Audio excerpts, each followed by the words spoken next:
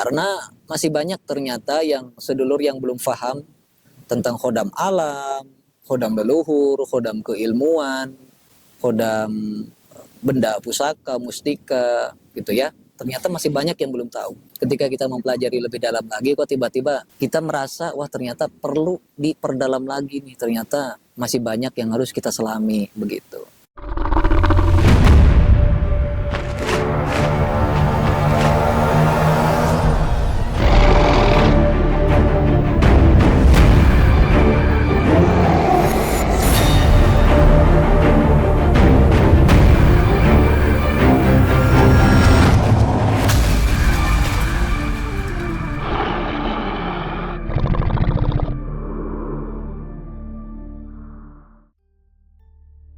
Assalamualaikum warahmatullahi wabarakatuh. Ketemu lagi dengan saya Ki Bagus Purwas.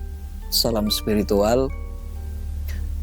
Apa kabar sedulur semua? Semoga semuanya selalu dalam keadaan sehat walafiat dan selalu diberikan rezeki yang banyak oleh Allah Subhanahu wa taala. Amin ya Allah ya rabbal alamin.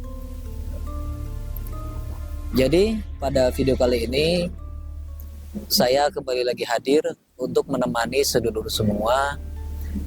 Kita akan membahas kembali tentang dunia spiritual, dunia supranatural, dan juga dunia ilmu kegaiban. Ya, kita akan kembali lagi membahas tentang hal tersebut.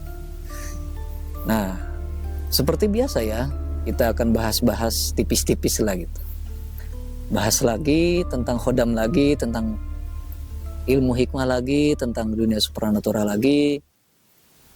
Karena pembahasan tentang hal semacam ini memang tidak ada habisnya, sedulur. Ketika kita mempelajari lebih dalam, kok tiba-tiba kita merasa bodoh gitu. Ketika kita mempelajari lebih dalam lagi, kok tiba-tiba kita merasa, wah ternyata perlu diperdalam lagi nih. Ternyata masih banyak yang harus kita selami, begitu. Nah itu salah satu motivasi untuk kita belajar ya, sedulur. Nah, kalau yang saya bahas kali ini itu masih tentang khodam, masih berjalur dengan khodam. Nah, kemudian yang akan kita bahas tersebut yaitu tentang khodam alam, sedulur. Karena masih banyak ternyata yang sedulur yang belum paham tentang khodam alam, khodam leluhur, khodam keilmuan, khodam benda pusaka, mustika, gitu ya. Ternyata masih banyak yang belum tahu. Nah, sampailah pada saat ini kita membahas tentang khodam alam ya, khodam yang didapatkan dari alam gitu. Nah, jadi apa sih sebenarnya khodam alam itu, Ki Bagus misalnya kan? Ada yang bertanya seperti itu. Jadi sedulur, khodam alam itu khodam yang memang didapatkan dari alam. Khodam yang didapatkan dari tempat-tempat yang memang tempat tersebut itu mempunyai entitas goib, mempunyai energi goib, atau terdapat aktivitas supranatural di tempat tersebut. Bisa dibilang ya tempat keramat lah ya gitu, secara simpelnya lah. Jadi ada memang khodam-khodam yang didapatkan dari tempat-tempat keramat, tempat-tempat sakral gitu ya. Ada. Seperti contoh gini, ada seseorang itu yang dijaga sama khodam alam, sedulur. Khodam alam ini memang sangat luas ya juga, sangat luas juga nih. Nah, makanya setiap kita bahas tentang satu pembahasan aja itu luas, luasnya luar biasa ya. Khodam alam ini ketika ada orang yang dijaga ya sama khodam alam, misalnya nih kamu nih ada yang ikut misalnya, sosoknya seorang prajurit berpakaian perang, gitu ya, berpakaian perang, memakai senjata, memakai keris gitu. Lalu kemudian khodam tersebut itu ketika dilacak, ketika ditelusuri itu terdapat dihasilkan dari alam, ngikut dari tempat keramat begitu ya. Kok bisa seperti itu, Ki Bagus? Iya bisa. Ada memang beberapa orang yang menyukai tentang perjalanan ruhani, seperti contoh berziarah kubur, terus kemudian mendatangi tempat-tempat petilasan, terus kemudian mendatangi tempat-tempat yang memang di situ terdapat entitas goibnya. Seperti contoh di air terjun ya, juga ada. Itu di situ banyak juga di laut gitu ya. Apalagi di laut itu kan banyak sekali kerajaan-kerajaan goib ya di situ. Bahkan terbagi menjadi beberapa kerajaan gitu ya. di kebun-kebun yang memang tempatnya keramat, dan di makam-makam, dan masih banyak lagi.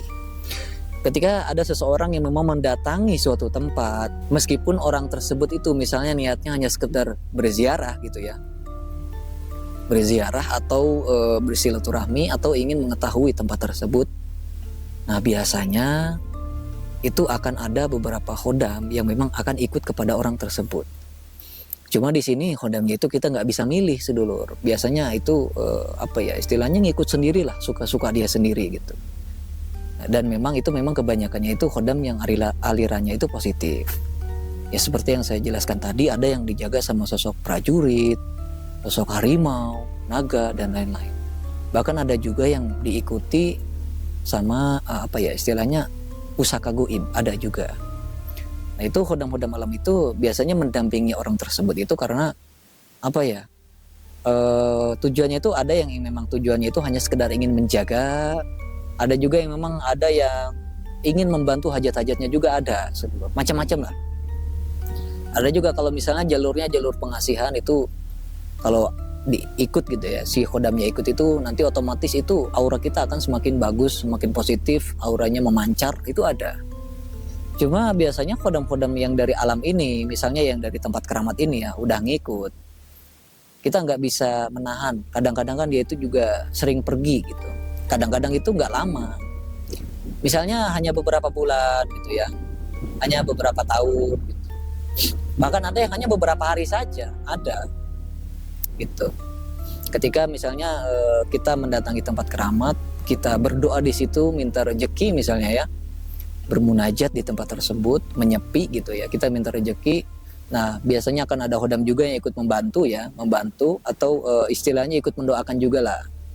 Nah kemudian ketika urusan kita sudah terpenuhi, rezeki sudah berdatangan, itu biasanya si khodam itu pergi lagi. Jadi nggak ada yang menetap terus gitu.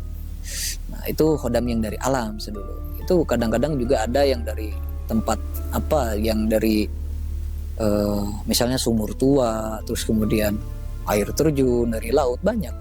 Makanya kalau kita menginginkan istilahnya khodam-khodam yang positif gitu ya, maka ketika kita mendatangi tempat-tempat yang memang di situ tempat sakral, tempat yang keramat, kita tidak boleh sompral, kita tidak boleh sombong. Kita itu harus tetap seperti menjaga adab, menjaga sopan santun, dan kita pun juga harus mengucapkan salam, permisi, dan lain-lain. Begitu sebetulnya. Maka dari itu kita harus menjaga tata krama, sopan santun kepada makhluk yang istilahnya makhluk yang tak kasat mata lah gitu. Maka biasanya mereka juga akan menghormati kita, bahkan juga ikut mendoakan kita dan membantu kita, seperti itu. Nah, itu penjelasan pada video kali ini ya tentang khodam alam. Jadi semoga sedulur semua paham apa yang saya sampaikan, semoga bermanfaat. Saya Ki Bagus Purwas. Assalamualaikum warahmatullahi wabarakatuh.